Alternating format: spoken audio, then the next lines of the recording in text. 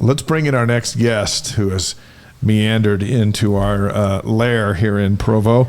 And as he settles in, I'll tell you what's next for Jimmer Fredette is the Paris Olympics. Jimmer and his 3x3 team won back-to-back tune-up tournaments in Canada, including Sunday's finale in Edmonton. So up next for Jimmer's pool play in Paris on July 30th against Serbia. You can see our recent Wise Guys interview with Jimmer about going to the Olympics at wiseguys.com and on our YouTube channel. Our next guest was as much a part of Jimmermania as anybody, including Jimmer himself. He was the assistant coach overseeing the offense during that magical period, and now he's back in the state of Utah as the new head coach at Salt Lake Community College. It's our pleasure to welcome our longtime and dear friend Dave Rice to the Wise Guys. Welcome back to Provo. It's good to see you. We had a great time, our 6 years in Provo.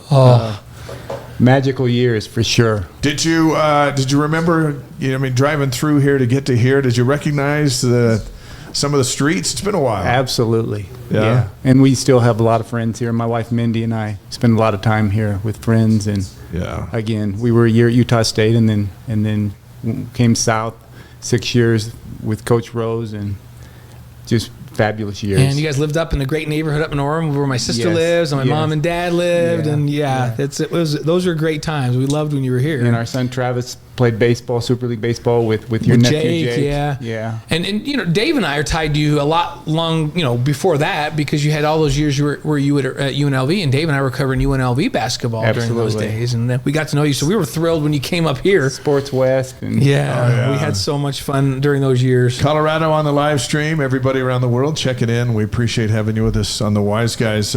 So we like honesty on this show. That's kind of our motto, right? Honesty is our motto. So tell us, Dave, when Dave Rose called a timeout and the guys gathered around you to discuss what offense you're about to do, did you ever say, Jimmer, just get the ball and go shoot it? Absolutely. One of the great lessons. Tell us some of those. One of the great lessons that I learned was get out of the way. Don't get in the way of a great player. Yeah. And sometimes your best offense is just simply clearing the floor and telling Jimmer to go to work. And we had great shooters around him. Right. Jackson Emery did a great job, and Brandon Davies did a great job in the post, and we had Tyler Haas and Collinsworth brothers. I mean, it was a really good group of players during that time. And I think the greatest part about it was the chemistry of our team. I mean, we were talented, no doubt about it, but just the team chemistry was something to behold. Yeah, Emery, it felt like to me, hey, if Jimmer drove and they doubled and he kicked it out to Jackson, he was going to make the shot. Like, he was so reliable from there. But I remember talking to Coach Miles at Colorado State at the time. We were doing BYU in Colorado State, and he goes, I hear Jimmer. He's unbelievable.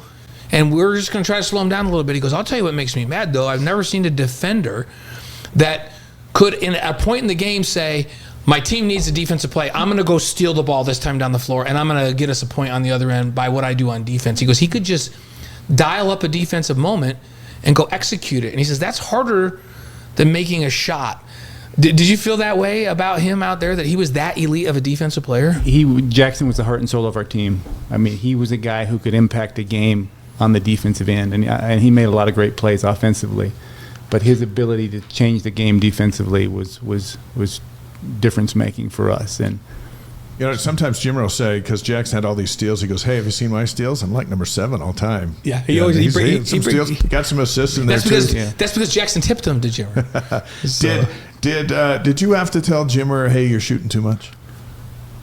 No. Never like, hey, spread it around? Or Did you ever have a game where you're like, Jimmer, you're being too unselfish, like you need to shoot it? Absolutely. Yes. So you had those games. For sure. And I'll tell you, the guy who really changed our program was Lee Camard. Yeah. I mean, Jimmer gets a lot of credit, and for good reason, because of what he brought, and he put us on the map. But Lee Camard really symbolized and characterized what we wanted our program to be about. It's selfless, all about team. I mean, there was a late in Lee's career, we were playing Long Beach State at home. We had a relatively new team, and this will tell you all you need to know about Lee. We were struggling in the game. Long Beach had a good team. We came back. Lee ended up scoring 36 points against Long Beach, and we won. And the next day he came into the team and he said, I apologize for shooting so much. I said, what are you talking about? We wouldn't have won if you hadn't done that. He said, well, I won't do that anymore. He was such a team guy. Yeah, and he could – and Lee could kind of do whatever you want him to do. Go shut down that perimeter player. Don't let him score. Or we need you to go get 14 boards. He could kind of do it all, couldn't Absolutely. he? Absolutely. Yeah. What was the challenge in coaching these kinds of talents? And of course, Jimmer's heading to the Olympics, so that's kind of the buzz, and you're in the middle of Jimmermania, and we want to talk about that a little bit. But when you've got that kind of a talent, while you're trying to run an offense with everybody, how does it work when you have a superstar mixed in with the four, and you're looking for cohesiveness, you're looking for teamwork, you're looking for sharing the ball, and yet you've got a guy who's going to win National Player of the Year?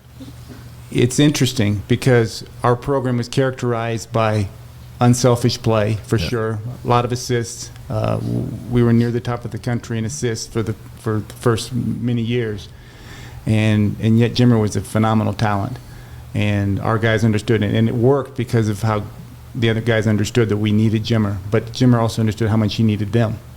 Yeah. And so the combination of those things really made it work. And Coach Rose was a master of just pushing the right buttons. And, I mean, there's a reason why the 6 years that I was here with Coach Rose, I think we were 158 and 49. And that's something. 5 league titles. And 159 and 46. Is that what it was? That's incredible. Yeah. 5 league titles, two seasons we won over 30 games. Yeah. And it was different personnel at different times. I mean, you start with Austin Ainge and Mike Rose and Jimmy Balderson in that group. And, and just the names changed, but the style of play stayed the same. And Coach Rose was a great defensive coach. I mean, we were underrated defensively.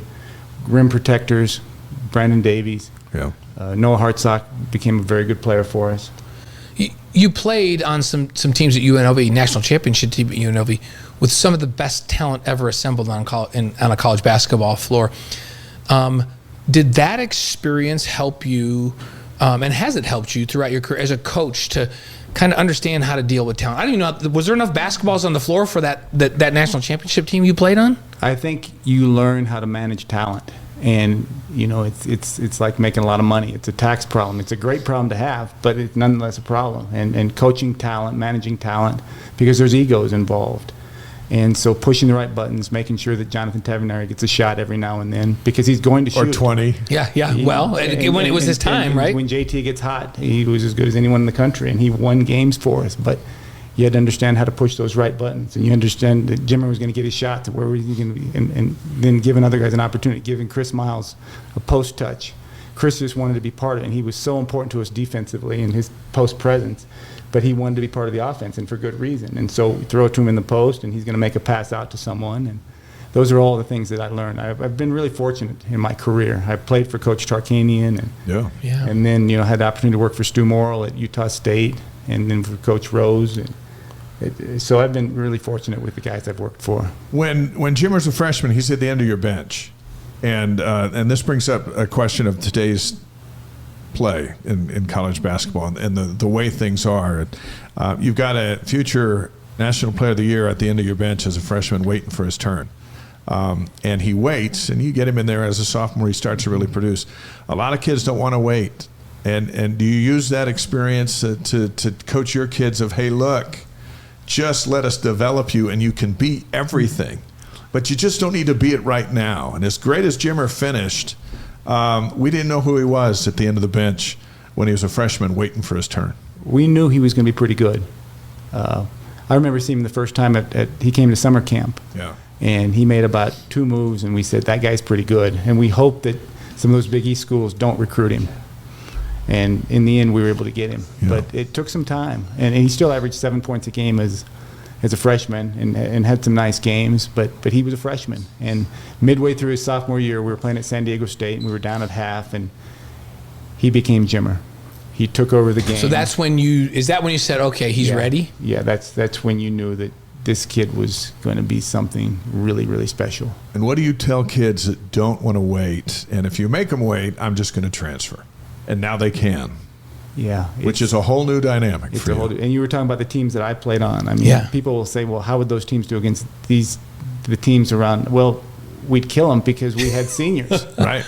I mean, go through your starting 5 that year. Yeah, I mean, Larry Johnson is a 4th-year senior. Stacey Augman's a 5th-year senior. Greg Anthony's a 5th-year senior. George Ackle's a 5th-year senior. Yeah. Anderson Hunt's a 4th-year junior. I mean, that doesn't happen now. I mean, guys don't win a national championship in 1990 and come back for their senior year. Right. And all 5 of those guys played in the NBA, right? Majority of those guys. Yeah, I mean, George didn't play that long. George got drafted by the Miami Heat. Right. But they all had a run in the NBA. How many college teams do they have 5 guys that are NBA talent level? It's your team.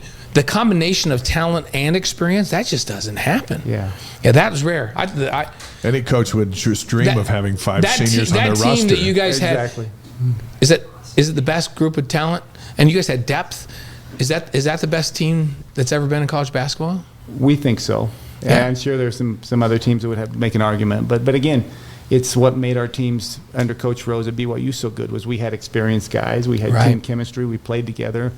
And we had a belief. That's my favorite word, a belief. When we walked on the court, we thought we were going to win because we were going to do it together. Jackson was going to get a steal, and Jimmer was going to make a basket, and Brandon Davies was going to get a defensive rebound, and Lee Cummard was going to make a play. There was just a belief that we were going to find a way to win because we were going to do it together. Part of your offensive scheme when you were here at BYU is to get guys like Jimmer space in the ball. And now he's playing 3x3 in the Olympics, and he was just on with us, and they got a shot at the gold medal. And Jimmer's now playing with all the space in the world because there's only 3 defenders out there. Would anything less than a gold medal surprise you from Team USA coming back from Paris? I fully expect him to bring home the gold. It's tailor-made for him, for how he plays. And he just, again, use that word, he has a belief that he's going to find a way to put the ball in the basket. I mean, I still think about the New Mexico game in the conference tournament when he got 54 and New Mexico had just beaten us. And he only had 1 free throw attempt. Yeah. Who does that, right? Jimmer. Yeah. Yeah, Fran Fraschilla, I guess, recruited him. And we all know Fran well, an ESPN analyst now. And he just said, this game is designed for a guy like Jimmer, right? And so he should thrive over there and be a star, right? Yeah. So is the world ready for Jimmermania to go global? I think so. What was the craziest moment in that? There were times where the fans stormed the floor after San Diego State, but you as a staff and with Jimmer, did you look at Dave Rose and you just going, what was like the Beatles are here? What is going on? And you've got to manage it all. I mean, we had Coach Lavelle Edwards doing videos. Yeah, that's right, on the big screen. And you got Jimmered. Yeah. Our Hall of Fame coach, yes. Yeah, with Sean Bradley. And that's so fun. Did you ever, you look around and you go, hey, there was no course for this? Absolutely. And I thought that would show the maturity of our group and the leadership of Coach Rose and our staff. Tim Lacombe, who's on the staff, and Terry Nashif. Well, BYU, former assistant coach and new head coach at Salt Lake Community College, Dave Rice, is on the Wise Guys, presented by Brady. Plus, you're forever connected with BYU. Absolutely. And eventually here we're going to talk about your new team, but you're forever connected because the Jimmermania stuff and the offense and what BYU did gets you the head job at UNLV. And they should have hired you years before, but we were glad you had 6 years at BYU. And so do you feel connected? Do you feel connected with BYU? I mean, now we're two coaches removed now with Kevin Young coming in. But Dave Rose and his group, your group, still beloved characters at BYU. But you've been Nevada, Washington, UNLV, and now Salt Lake Community. But we consider you a BYU guy. Do you consider your roots still intact? Absolutely. We're a BYU family for sure. I mean, again, we have great friends in the area. We had 6 magical years in Provo. Our 2 boys, Travis and Dylan, went to Provo schools and played youth sports and still have great friends. And it just was a wonderful time. I mean, Coach Rose gave me an opportunity to come in here and be the offensive coordinator for 6 years and believed in me. And it was a wonderful time. And it was not all great when you consider a phone call you get from Coach Rose after he gets diagnosed with cancer, and all of a sudden the associate head coach is the head coach, Dave Rice, and there's a time there where you just weren't quite sure what was going to happen. 2009, I remember it well. I remember getting the call from Cheryl, and tremendous concern. It was the summertime, and Coach Rose meant everything to our program, and we weren't worried about winning basketball games anymore. We were just worried about having Coach Rose be part of what we were doing.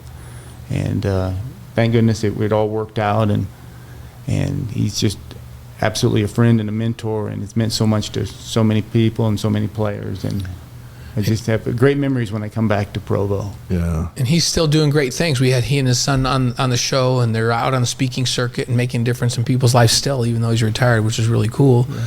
And for you, now here's this new opportunity. Mm-hmm. You're up at Salt Lake Community College, and this is a big-time program at that level. They were 30-4 last year, but this is your team now. What do you see in the future? What stamp do you want to put on this team as you become the head coach and take them into the future? I think it starts with the fact that we love the state of Utah. Yeah. And it gave me an opportunity, gave our family, my wife Mindy loves Utah, and become a head coach again in the state is exciting. There's great tradition in the program. We've won 2 national championships. Norm Parrish won 1. Todd Phillips, who's obviously at UVU, won 1. And then Kyle Taylor, whom I took over for, had a really good run. Yeah. But there's great tradition. And it's just an opportunity to put together a really good roster. There's great basketball played in the state. I've said it many times, the high school coaching here in state is second to none. And so we can put a combination of Utah guys on the floor with national recruiting, and I think we can have a roster that looks similar in terms of how it's made up with what we did at BYU. How has your coaching style evolved over the years from before BYU, UNLV, Washington, Nevada, Salt Lake Community College? What's the Dave Rice style? I think I learned a lot from Coach Rose. I always said the greatest compliment I could give to Coach Rose was he hired very good assistant coaches. He let them do their jobs, but there was never a doubt who was in charge. And I just think that he had no ego. He just wanted to find a way to get the best players on the floor, get the best coaches in the locker room, let them do their jobs, and put a good product on the floor the fans could be proud of and the administration could be proud of. And you know, we certainly had great administration when I was at BYU. I mean, President Samuelson was a wonderful mentor for all of us, and obviously Tom Homo and Brian Santiago are still here, and things are really looking up for BYU, and so I'm excited to see how that goes. What do you think of this Kevin Young? I think it's a great opportunity for Coach Young. Are you surprised that they were able to get him from the NBA? I think it speaks volumes about what a special place BYU is. Yeah. And I think it speaks volumes about the potential, and obviously having Danny Ainge involved is a quasi-mentor, consultant, whatever it may be, I think is important. And I just think with the investment they've made in athletics, with the need for NIL money, and I think they really have a chance to take the next step. And I think it comes down to, I think the one thing, the follow-up question is, what do they need to do? Because I know you asked Kelly Smith about it. I think it's about belief.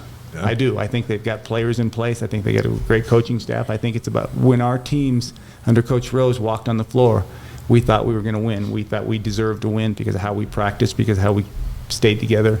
I think it's not their talent. It's not their schemes. Coach Young will figure all that out. It's about a belief that we belong in the Big 12 and we belong on the national stage. I love that. You know, we talked about Coach Rose doing great things and still contributing. You have been really, really active in supporting research and help in the autism world. Help all of our fans around the globe understand what the Dave Rice Foundation is. It's focused on education and support when it comes to autism, and how they can get involved and help. Well, my wife Mindy is really the star, and she's the one that has put all the work in. But our youngest son Dylan was diagnosed on the autism spectrum when he was 3. Didn't talk the first 3 years of his life, and the journey for us to try to find a diagnosis was difficult, and we had resources. So for those who don't, we just wanted to provide a mechanism, an avenue for families who are affected by autism to have an opportunity to get those resources, to get early diagnosis, to get early help. And so we established the Dave Rice Foundation. We felt like we had a platform and some public notoriety, and so we thought this would be a good cause because it's something that's so near and dear to our hearts. And so over the course of time, we've been able to raise quite a bit of money through the generosity and benevolence of people. And so it's something that's very near and dear to our hearts, and I'm thankful for my wife and what she's meant to the whole cause. She's the one who's done all the work. What's the best way for Cougar Nation to participate, contribute, get more information about the foundation? Probably the best way is just social media, Dave Rice Foundation. Okay. It's on X. I would like to say Twitter, but it's X. I know, we still call it Twitter. We're old school, but it's X. Yeah. Hey, visiting with Dave Rice. By the way, you averaged 26.5 wins a season in your 6 years at BYU. 26.5. That's legendary. So, as you know, Cougar Nation is like global, and there's millions, but there's only like 16 roster spots at BYU, and you have some roster spots up there at Salt Lake Community. So, what's your pitch? What's your plan to get the best players for your team to continue dominance at the junior college level? There's BYU around here. There's Utah Valley, there's Utah State, Weber State, and Westminster. So all that stuff going around here. What's your plan to get the guys? I think it's just, we talk about showcasing great individual talent, but doing it in a team concept and doing it in a fun atmosphere. We're going to share the ball. We're going to play team basketball. We're going to play together, and you're going to have fun going to practice every day. And we're going to get you the exposure that you deserve, and get you to the spot that you can play your best basketball. And we want you to have aspirations of playing professional basketball, but the starting point is to come to us and let us help you develop your game on and off the court. And so you're a launch pad. Absolutely. And well, obviously we're going to win games, but I feel in a sense, Coach Calipari talks about it. Yes, we have to win games and we need to compete for championships, but it's also my job to help get the guys to the highest level they can get to. That's a responsibility and obligation that I have as a coach there. So you can, and the message, I guess, then is you can get there from here. Wherever you want to go, you can get there from here. So like when the university calls you, you put them on, when the University of Utah calls, you put them on hold. And then when BYU calls about one of your guys, you answer right away. Is that pretty much the understood formula? Exactly how it should be. How that's supposed to... Is it time for a break? He's got to be tied into all of it. So. It is time for 5 questions. Yeah, that's for right. Dave Rice. And I know you listened a little bit to Kelly Smith's 5 questions, so I don't know if it'll take a half hour for us to do this like it did Kelly. Dave and I asked each other a question earlier. This isn't part of the 5 questions, but we were going to introduce you this way, and we forgot. But we decided, and we've been involved with UNLV basketball for years and years. You know that, right? Way back. You're the smartest player ever to play at UNLV. There's no question. You're not denying it either. No, he is the smartest. Dave is the smartest player to ever play basketball at UNLV, and that is undeniable. Yeah. And that's a pretty cool thing. Like, not only did you play on the maybe one of the greatest teams in the history of the game, you are the smartest player to ever suit up at UNLV. And Dave and I decided that. It was a 2-person vote, and we voted you in. It was unanimous. Yeah. Rhodes Scholar. That's what we're your friends. I enjoyed my time there for sure. Yeah. I played with a lot of really talented guys who were much more talented than I was, so I had to be pretty smart. Wait, who was the best you ever played with? Was it Larry? He was yeah. Larry Johnson. You know what's interesting? Today, the Team USA is down there practicing at UNLV, where you were.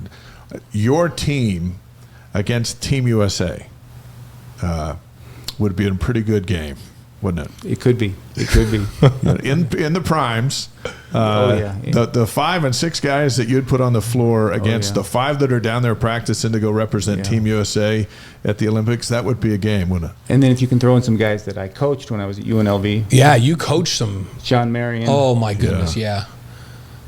Did you coach Isaiah too? Ryder? No. Absolutely. Yeah, you coached Isaiah.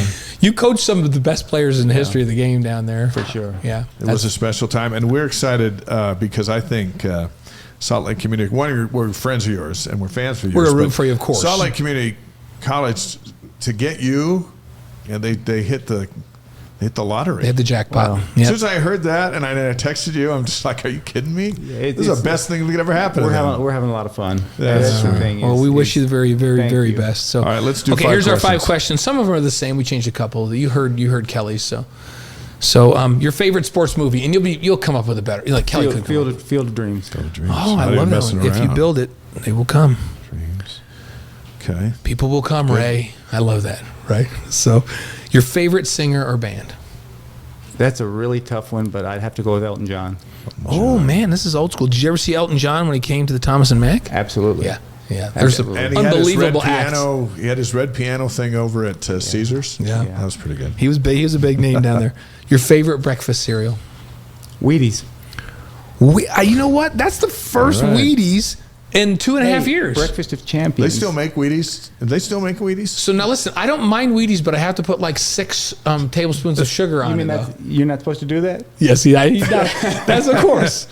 It's a breakfast of champions as long as you add a lot of sugar to Frosted Wheaties. Okay. All right. Your favorite sports moment of all time?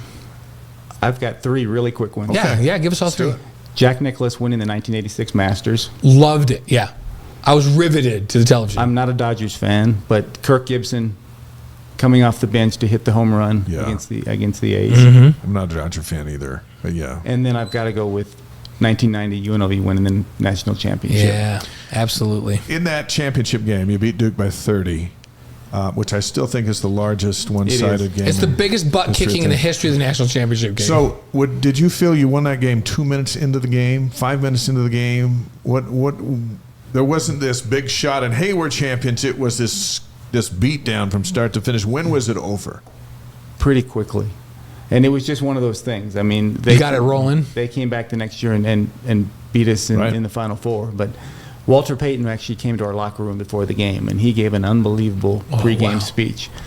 Coach Tark was at the board giving the pregame talk, and there was a knock. And Coach Tark looked up, and who is that? And the door opened, and it was Walter Payton. And this is 1990 Walter Payton. So this is this is sweetness. This is real deal. Yeah. And he came in, and our guys, Yeah. They were ready to kill someone. I mean, he talked about watching Big Monday on his TV in Chicago and staying up late on Monday night and watching. Because you played the late games. Yeah, it was a big time deal.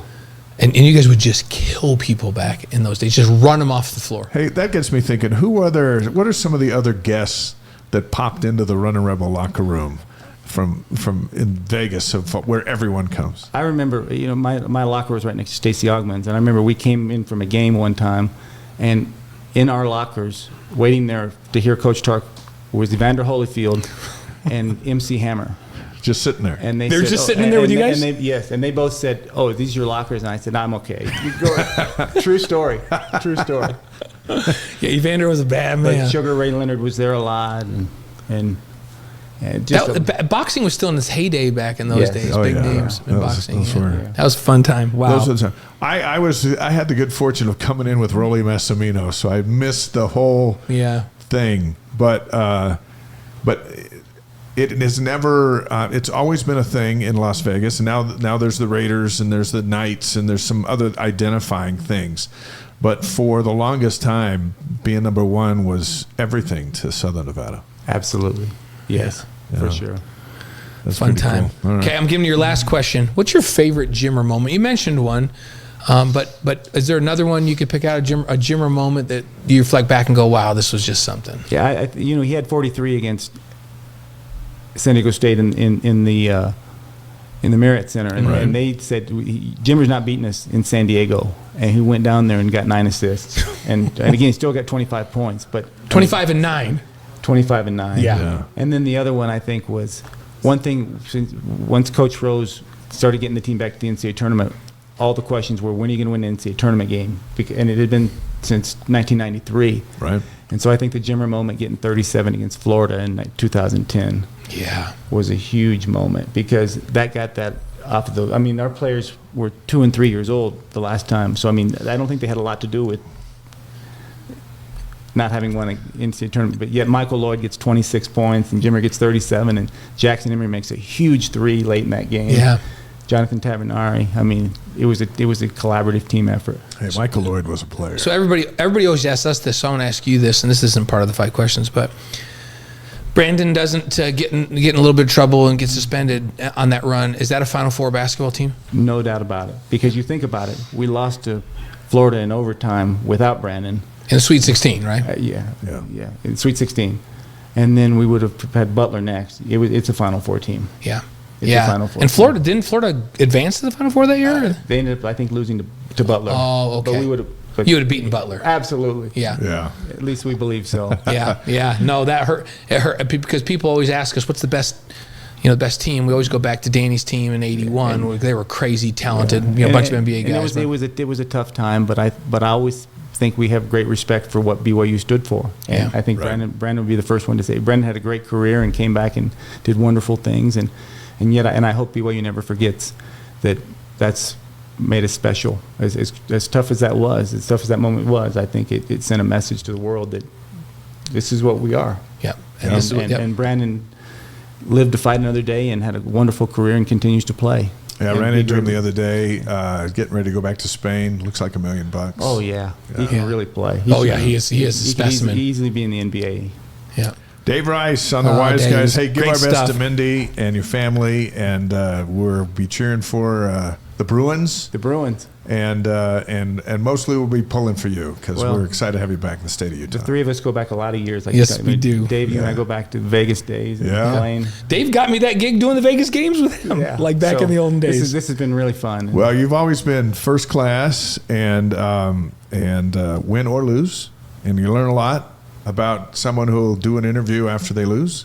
Yeah. You've just been a rock throughout, and everyone who's hired you has been a benefactor of that. And again, we think Salt Lake Community College hit a home run here. Yep. And you're still undefeated. So right now you're the undefeated Absolutely. Bruins head coach. These jobs are a lot of fun until you have to play a game.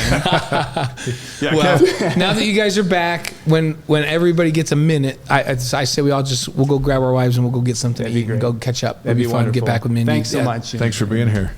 All right, Dave Rice. Go Cougs. On the Wise Guys, the Bruins and the Cougs. And again, we call him the co-architect of Jimmermania. Yeah, absolutely. Isn't that too much to say? The co-architect of Jimmermania? He is. Yeah. Jimmer was pretty special. Yeah. well said. The smartest guy to ever play at UNLV on the Wise Guys. No question, the smartest guy ever to play at UNLV. Dana